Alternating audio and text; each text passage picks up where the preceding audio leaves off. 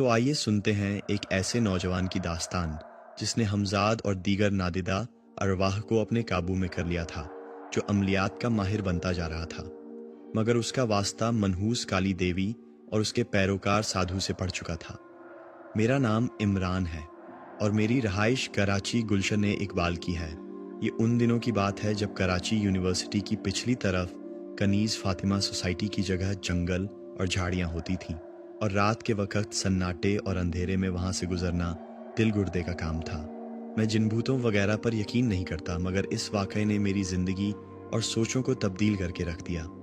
19 مارچ منگل کی صبح میرے دوست کامران کی کال آئی روتے ہوئے کہ اس کے والد کا انتقال ہو گیا ہے۔ ہم بچپن سے بہت قریبی دوست تھے۔ میں فوراً اس کے گھر کی طرف روانہ ہو گیا۔ کامران کو اپنے والد سے بہت زیادہ محبت تھی، اس لیے اس کی حالت بہت خراب تھی۔ مختصر یہ کہ جنازہ عصر کے وقت ہوا اور یاسین آباد والے قبرستان جاتے جاتے مغرب ہو گئی۔ میت کو دفنانے کے بعد سب لوگ قبرستان سے واپس نکلنے لگے، مگر کامران جانے پر راضی نہ ہوا۔ سب کے اصرار پر اس نے کہا، کچھ دیر اور رک کر پھر میں آ جاؤں گا۔ اس کے بھائی نے مجھے کہا کہ تم کامران کے ساتھ رک جاؤ، اسے لے کر گھر آ جانا۔ قصہ مختصر، ہم دونوں قبر کے پاس ٹھہرے رہے۔ اس رات چاند کی 10 تاریخ تھی، مگر بادلوں کی وجہ سے چاند کبھی نظر آتا تھا، کبھی غائب ہو جاتا تھا، اور کبھی اندھیرے کبھی اجالے میں۔ ہم دونوں قبر کے پاس بیٹھے تھے۔ قبرستان کا رکھوالا گورکھن اس وقت شبیر نام کا بوڑھا شخص تھا۔ جب دیر ہو گئی تو وہ ہمارے پاس آیا اور کہنے لگا، اب تم لوگ گھر جاؤ، رات کے وقت قبرستان کے اس حصے میں رکنا ٹھیک نہیں ہے۔ کامران تو اپنے غم میں تھا۔ میں نے حسب عادت اس بوڑھے کا مذاق اڑایا کہ چاچا ہمیں بھی تو کوئی جن بھوت دکھاؤ، کب سے آرزو ہے کوئی چڑیل، کوئی پری ہم پر بھی عاشق ہو جائے۔ بوڑھے شبیر چاچا نے کانوں کو ہاتھ لگایا اور کہنے لگے، بیٹا تمہاری عمر سے دگنے وقت سے میں یہاں گورکھن ہوں، یہاں کی کہانیاں بتاؤں گا تو تم یقین نہیں کرو گے۔ بہتر ہے میرا کہا مان لو اور چلے جاؤ، یا کم سے کم روشنی والی جگہ جا کر بیٹھ جاؤ۔ ہم دونوں نے اس کی بات سنی انسنی کر دی اور وہ تھک ہار کر چلا گیا۔ مزید کچھ دیر گزرنے کے بعد مجھے لگا جیسے کوئی بھینی بھینی سی خوشبو میری دائیں طرف سے آ رہی ہے۔ کامران میری بائیں طرف بیٹھا تھا۔ میں نے اس کی طرف دیکھا اور پوچھا، تمہیں کوئی خوشبو محسوس ہو رہی ہے؟ کامران کہنے لگا، ہاں کافور کی۔ میں خاموش ہو گیا کیونکہ کافور کی خوشبو سے بالکل الگ خوشبو تھی جو دماغ پر سوار ہونے والی تھی۔ کچھ دیر میں مجھے واضح محسوس ہوا میری دائیں جانب کوئی ہے۔ میں نے اندھیرے میں آنکھیں پھاڑ کر دیکھا تو بھی مجھے کچھ نظر نہیں آیا، مگر سرسراہٹ محسوس ہوتی رہی اور خوشبو مزید تیز ہو گئی۔ میں اپنی جگہ سے اٹھا اور دائیں طرف گھوم پھر کر اچھی طرح دیکھا، مگر کچھ نظر نہ آیا، مگر خوشبو چاروں طرف پھیلی ہوئی تھی۔ کامران میری پریشانی بھانپ گیا اور پوچھنے لگا، کیا بات ہے؟ میں نے بتایا کہ مجھے کسی کے چلنے جیسی سرسراہٹ بار بار سنائی دے رہی ہے اور خوشبو پھیلی ہوئی ہے جو کافور کی ہرگز نہیں ہے۔ کامران اٹھ کر میرے پاس آ کر کھڑا ہوا اور ہم دونوں دائیں بائیں اچھی طرح دیکھتے رہے، مگر حیرت انگیز طور پر وہ خوشبو اور چلنے کی آواز مجھے واضح محسوس ہوتی رہی، مگر کامران اسے میرا وہم قرار دیتا رہا۔ میں نے موبائل کی ٹارچ جلائی ہوئی تھی اور کامران کے والد کی قبر سے ہم کافی دور نکل آئے تھے۔ چلتے چلتے اچانک میرے پاؤں کسی نرم جگہ میں دھس گئے اور میں منہ کے بل گر پڑا۔ گرنے کے بعد جب سنبھلا تو احساس ہوا کہ میں کسی لمبوترے سے گڈھے میں گرا ہوا ہوں اور میرے جسم کے نیچے کچھ چبھ رہا ہے۔ اتنی دیر میں کامران نے اپنے موبائل کی ٹارچ آن کر لی اور گڈھے میں روشنی پھینکی تو میری سانس جیسے رک سی گئی۔ میں ہڈیوں کے کسی ڈھانچے پر پڑا ہوا تھا اور ایک کھوپڑی میرے منہ کے دائیں طرف تھی جس کی آنکھوں کی جگہ گڈھے تھے۔ ہزار بہادر ہونے کے باوجود میں کانپ گیا اور دل جیسے سینے سے باہر نکلنے کو بےتاب تھا۔ کامران نے ہاتھ بڑھایا اور میں اس کا ہاتھ پکڑ کر باہر نکل آیا، مگر جسم پر جیسے کپ کپی سی تاری تھی۔ کامران کے موبائل کی روشنی سے میں نے اپنا موبائل ڈھونڈا اور چاہ کر بھی دوبارہ اس گڈھے میں دیکھنے کی ہمت نہیں ہوئی، مگر ایک بات جو میں نے واضح محسوس کی وہ خوشبو تھی جو اس گڈھے سے آ رہی تھی، اور سرخ رنگ کا کپڑا مٹی میں دبا ہوا تھا جسے میں دیکھ نہیں پایا۔ مختصر یہ کہ کپڑے جھاڑ کر ہم وہاں سے نکلے اور کامران کے گھر آ گئے، مگر میں مزید نہیں بیٹھ پایا۔ بار بار وہ کھوپڑی میری آنکھوں کے آگے آ جاتی تھی۔ کامران کے گھر سے میں واپس اپنے گھر آیا اور نہا دھو کر کمرے کی لائٹ بند کر کے لیٹ گیا۔ روٹین کے برعکس نہ موبائل استعمال کرنے کا دل چاہا، نہ ہی کچھ کھانے کا یا کوئی کام کرنے کا۔ وبھن خیالوں میں کھویا میں نیند کی آغوش میں اترتا چلا گیا۔ رات کے کسی پہر مجھے محسوس ہوا जैसे मेरे सीने पर और पूरे जिस्म पर कोई बोझ सा है। इस बोझ से मेरी आंख खुल गई। कमरे में घुप अंधेरा था। मैंने उठना चाहा मगर मुझे लगा जैसे मेरा जिस्म बेजान हो गया है। अपनी पूरी जान लगाने के बावजूद मैं हरकत करने से कासिर था। चंद लम्हों में जब होश बहाल हुए तो मुझे वह कब्रिस्तान वाली खुशबू कमरे में हर तरफ फैली महसूस हुई और बुरी तरह दिलो दिमाग पर असर अंदाज होने लगी।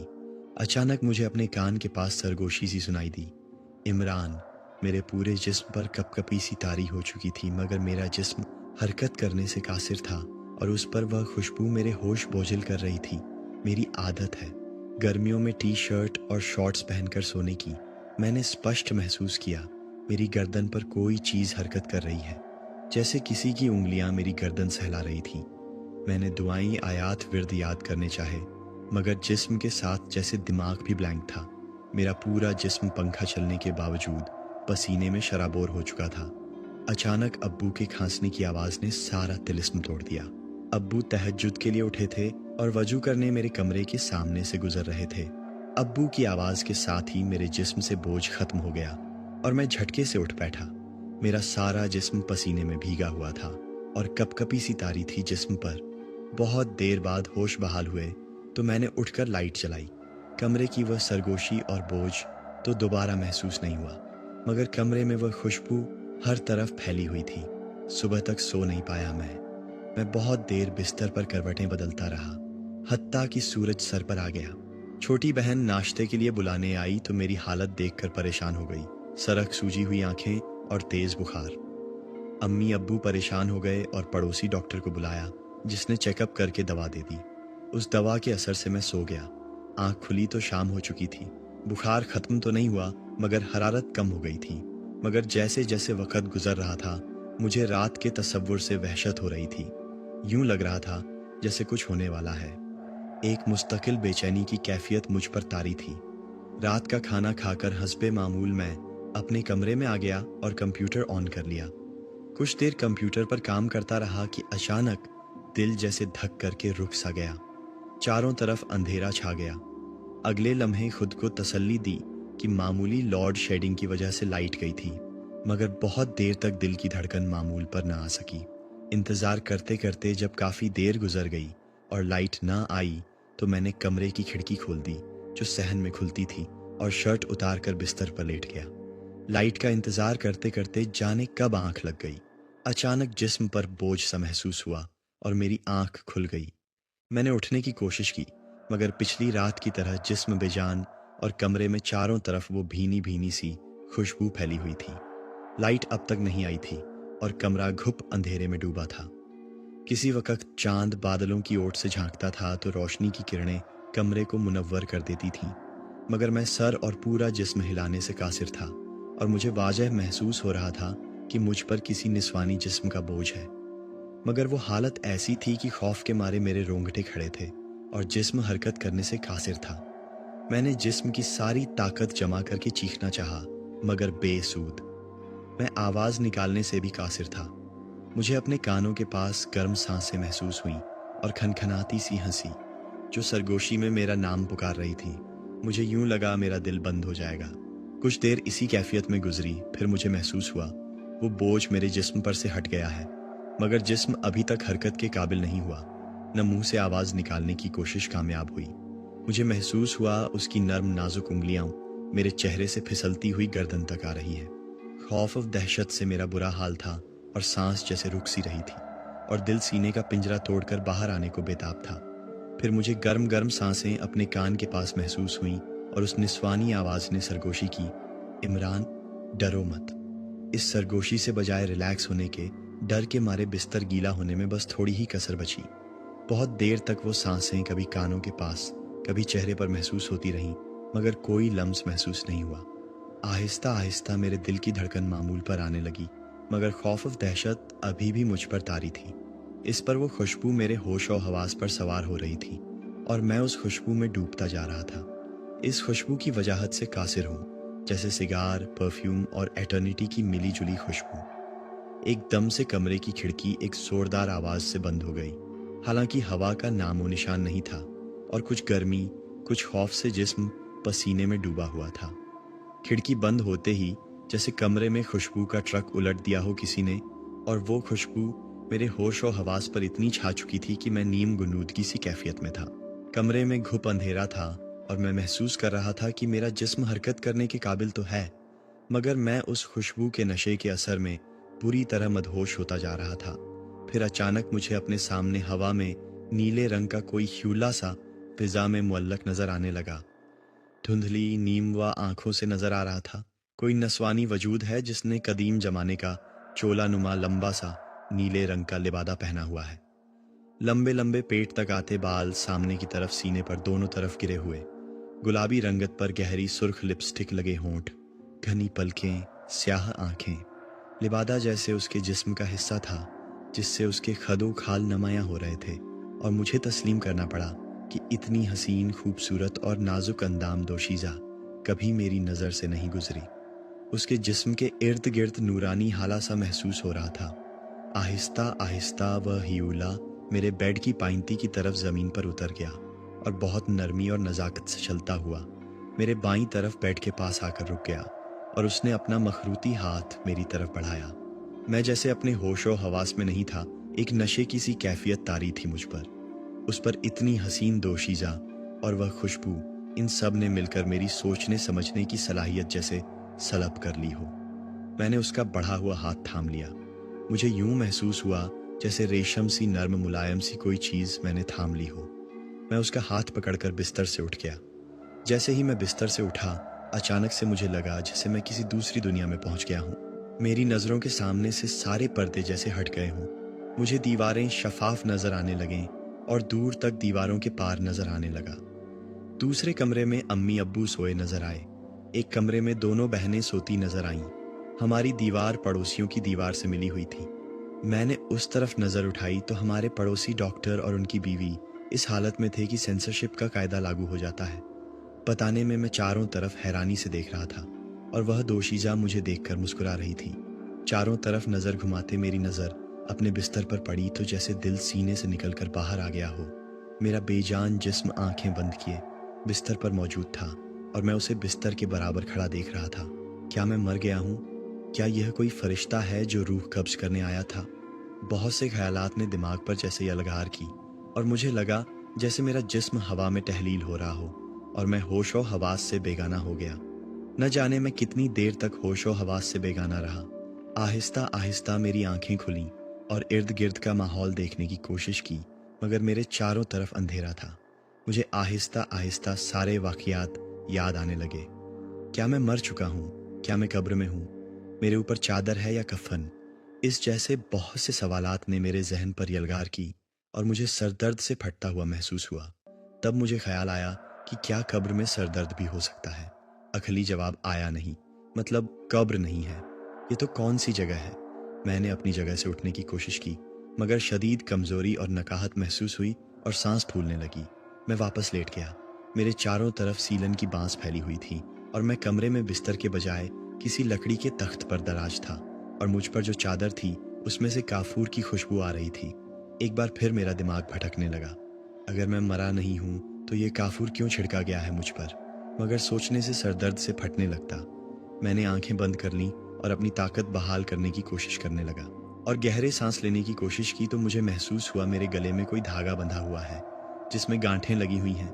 मैं एक बार फिर हैरानी का शिकार हो गया, क्योंकि मैं तावीज़ गंडों पर यकीन नहीं करता था, न कभी पहना था। फिर यह धागा है, गंडा है, क्या है जो मेरे गले में है? अभी इन्हीं सोचों में गुम था कि तेज चरचराहट के साथ कमरे का दरवाज़ा खुल गया।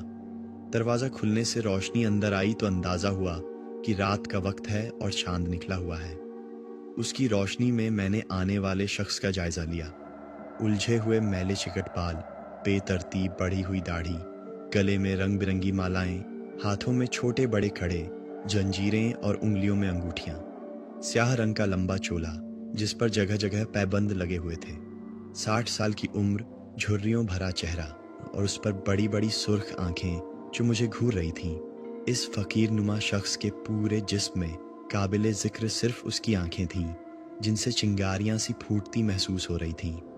मैं उसकी नज़रों की ताब न ला सका और मैंने गर्दन मोड़कर कमरे का जायज़ा लेना शुरू किया। यह कमरा नहीं, झोंपड़ी थी कोई, जिसमें एक कोने में मिट्टी का पानी का घड़ा चंद बर्तन और इस्तेमाल की कुछ चीज़ें मौजूद थीं और पूरे कमरे में सिवाय उस तख्त के कोई चीज़ नहीं थी जिस पर मैं लेटा हुआ था। मैंने उठकर बैठने की कोशिश की तो बूढ़े की भारी और पाटदार आवाज़ सुनाई दी, लेटा रह बालक, 3 दिन बाद होश आया है तुझे, कुछ दाना पानी करता हूँ मैं। हैरत अंगेज तौर पर उसकी आवाज़ उसके वजूद के मुकाबले में बहुत भारी और गहरी थी, दिल में उतर जाने वाली। मेरे जवाब का इंतज़ार किए बिना वह फ़कीर नुमा साधु बाहर निकल गया। मैं अब तक नहीं समझ पा रहा था मैं कहाँ हूँ और ये कैसे संभव है। 3 दिन बेहोश रहूँ मैं। सारे घटनाएं मेरे दिमाग के पर्दे पर फिल्म की तरह चलना शुरू हो गए और मुझे सब याद आने लगा। किस तरह मैं उस दोशीज़ा की जुल्फ़ों का असीर हुआ था और कैसे मैंने अपने वजूद को बिस्तर पर और जिस्म लतीफ़ या रूह को जिस्म से बाहर देखा था। अभी मैं यह सब सोच रहा था कि कमरे का दरवाज़ा खुला और वह साधु फ़कीर एक मिट्टी का प्याला लिए कमरे में दाखिल हुआ और मुझे थमा दिया। उस प्याले में कोई गाढ़ा बदबूदार सियाल नुमा पदार्थ था जिससे बांस उठ रही थी। फ़कीर की आवाज़ आई, सोच मत बालक, इसे पी जा, सब सवालों के जवाब मिल जाएंगे तुझे। समय का इंतज़ार कर, दलदल में फंसा हुआ है तू, निकलना चाहता है तो सोच मत, पी जा आंखें बंद करके। कालकी की मजाल नहीं, इधर का रुख करे। मेरी समझ में उसकी बातें नहीं आईं, मगर उसकी गरजदार आवाज़ और माहौल के झेरे असर मैंने दिल सख्त करके प्याला होंठों से लगा लिया और उबकाइयाँ रोकते हुए, न चाहते हुए भी वह बदबूदार सियाल होंठों से नीचे उतार लिया और प्याला वापस साधु को दे दिया। मैं उससे बहुत कुछ पूछना चाहता था मगर वह जवाब दिए बिना कमरे से निकल गया और जाते जाते ताकीद कर गया, कमरे से कदम बाहर मत निकालना। हैरतंगेज तौर पर उस बदबूदार सियाल से मेरे जिस्म की तवानाई फौरन बहाल हो गई थी, जैसे वह कोई एनर्जी ड्रिंक हो। न मुझे भूख महसूस हो रही थी, न कमजोरी और न काहत। मैं तख्त पर उठकर बैठ गया और जेबें चेक की मगर सब जेबें खाली थीं। तब मुझ पर इंकिशाफ हुआ, मैं घर के कपड़ों में नहीं बल्कि मेरे जिस्म पर भी चोला नुमा लिबास है और कपूर की खुशबू इसी लिबास से फूट रही है। इतनी देर में साधु कमरे में दाखिल हुआ और इतनी देर बाद पहली बार उसके चेहरे पर मुस्कान नजर आई और साधु के होंठों से आवाज निकली, वाह बालक, उठ गया तू। जानता था मैं, पत्थर का जिगर पिलाया है तुझे, घोड़े जैसी शक्ति आ गई है तुझमें। चल उठ, तुझे सैर करवा कर लाऊं अपनी बस्ती की। मैं जैसे गैर मरई ताकत के झेरे असर उठा और साधु के साथ झोंपड़ी से बाहर आ गया। बाहर निकलते ही एक जहान ए हैरत मेरा मुंतजिर था। जिस झोंपड़ी से मैं निकला था उसके कुछ दूर एक और झोंपड़ी थी और दोनों झोंपड़ियां चारों तरफ कब्रों से घिरी हुई थीं। चांद की रोशनी बादलों की ओर से झांक रही थी और अंधेरे उजाले में जहां तक नजर जा रही थी कब्रें नजर आ रही थीं और ऊंचे नीचे टीले ताहदे निगाह फैले हुए थे। मैं चाहकर भी इस सवाल को होंठों तक आने से नहीं रोक सका। कौन सी जगह है ये? कौन है आप? और मैं यहाँ कैसे हूँ? कौन लाया है मुझे? जब मैंने बोलना शुरू किया तो सवालात खुद ब खुद मेरे मुंह से निकलते चले गए। साधु ने जमीन से पत्थर उठाया और गंदी सी गाली देकर एक तरफ उछाल दिया। मैंने देखा तो कोई कुत्ता या गीदड़ कोई हड्डी मुंह में दबाए हुए था, जो पत्थर खाने के बाद हड्डी छोड़कर भाग निकला। ससुरे चैन नहीं लेने देते कब्रों में भी। ये कहते हुए साधु फकीर हड्डी की तरफ बढ़ा और उठाकर एक खुली कब्र के अंदर वह हड्डी उछाल दी। इसी लम्हे चांद बादलों की ओर से निकल आया और यह देखकर मेरा सांस सीने में ही रुक गया कि वह हड्डी किसी इंसान के बाजू की थी और खुली कब्र में इंसानी ढांचा पड़ा हुआ था।